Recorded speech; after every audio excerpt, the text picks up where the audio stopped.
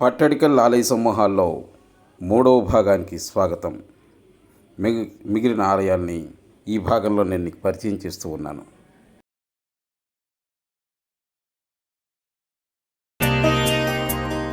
పట్టడికల్ ఆలయ సమూహాల్లో విరూపాక్ష ఆలయం తరువాత చెప్పుకోదగిందిగా చాలా పెద్ద నిర్మాణంలో ఉన్నది త్రైలోకేశ్వర ఆలయం.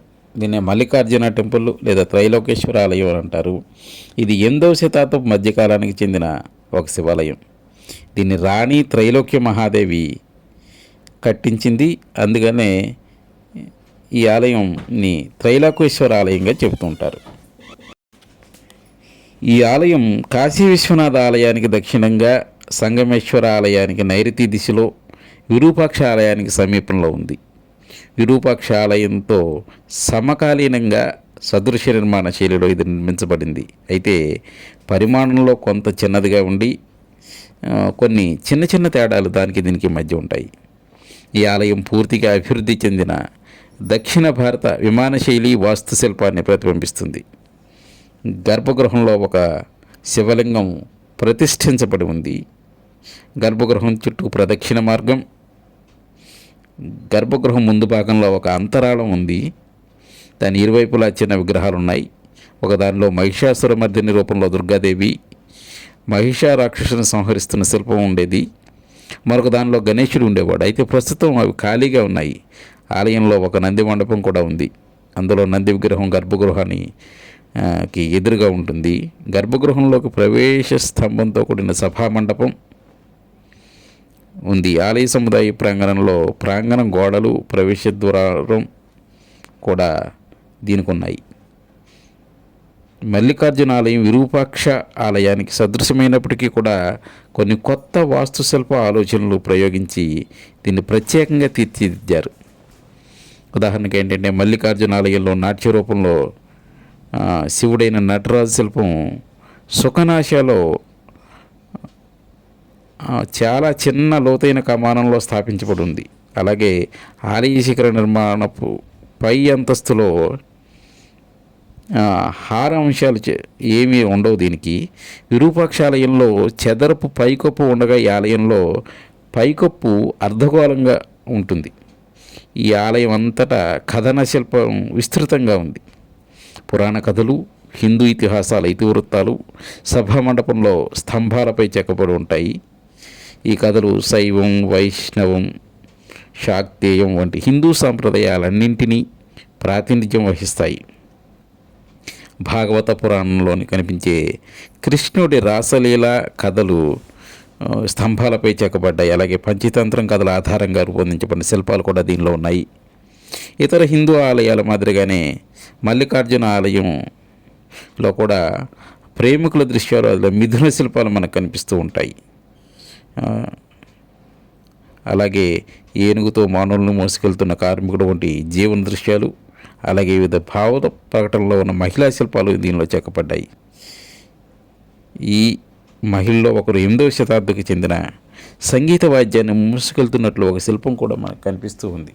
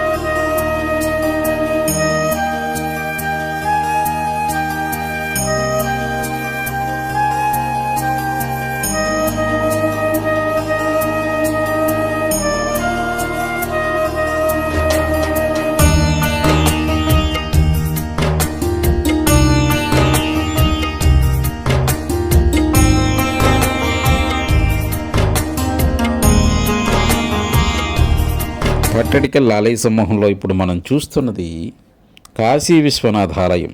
దీన్ని కాశీ విశ్వేశ్వర ఆలయం అని కూడా పిలుస్తారు. పట్టడికల్లో చిన్న ఆలయాల్లో మరో ముఖ్యమైనది ఇది. ఆలయం సామాన్య శకం 7వ శతాబ్దం 8వ శతాబ్దపు ఆరంభంలో దీన్ని నిర్మించినట్లు తెలుస్తుంది. ఇతర ఆలయాల ప్రవేశం మాదిరిగానే ఇది ప్రధాన భాగం చదరపు గర్భగృహం. ఇందులో ఒక లింగం ప్రతిష్ఠించబడింది. గర్భగృహానికి తూర్పు వైపున నంది మండపానికి చెందిన అలంకార పీఠం ఉంది. ఇందులో కూర్చున్నది నంది ప్రతిమ కనిపిస్తుంది. ఈ ఆలయంలో ప్రణాళి కూడా ఉంది. ఇది పూజా కార్యక్రమాల్లో ఉపయోగించే నీటిని బయటికి తీసుకెళ్లే రాతి కాలువ. అలాగే గర్భగృహాన్ని మండపంతో అనుసంధానించే అంతరాళం దీనిలో కూడా ఉంది. మండప ప్రవేశ ద్వారం ప్రస్తుతం శిథిల స్థితిలో ఉంది. మండప ప్రవేశ ద్వారంలో నదీ దేవతలైన గంగాదేవి, యమునాదేవి శిల్పాలు ఇప్పటికీ మనకు దర్శనమిస్తూ ఉంటాయి. ఆలయం పైకి లేచిన పీఠభూమిపై నిర్మించబడింది.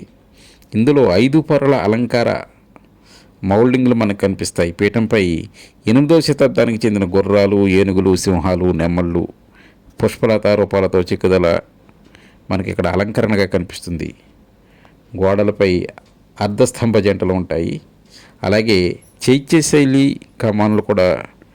కమానులు మోస్తున్నట్లు మనకు కనిపిస్తాయి. ప్రవేశ ద్వారానికి ఇరువైపులా శైవ సాంప్రదాయానికి చెందిన ద్వారపాలకుడు శిల్పం ఉంది. మండపం ఉత్తరం గోడపై అర్ధనారీశ్వరుడు అలాగే లకులీశ్వరి శిల్పాలు ఉన్నాయి. అయితే ఇవి కాలక్రమంలో దెబ్బతిని ధ్వంసం అయ్యాయి.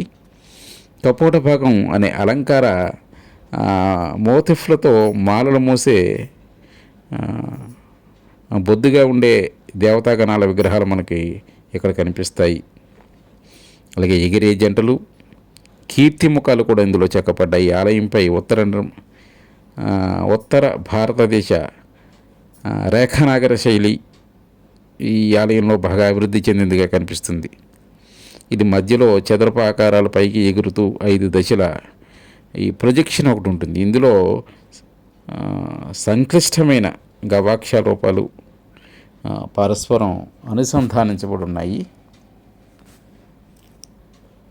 అయితే అమలకం కలిసి భాగాలు ప్రస్తుతం లేవు దీనికి.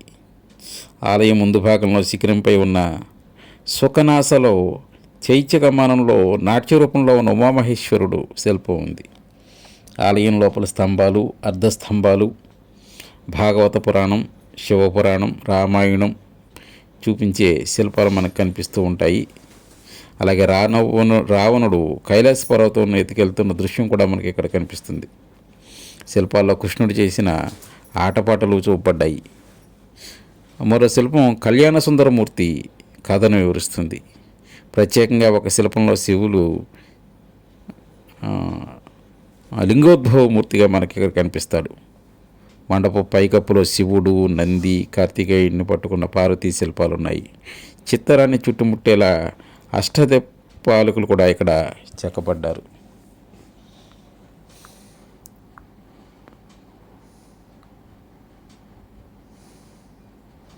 ఇప్పుడు మనం గర్భాలయంలోకి ప్రవేశిస్తూ ఉన్నాం. గర్భాలయంలో మనకి ఇక్కడ శివలింగం ప్రతిష్ఠించబడి ఉంది.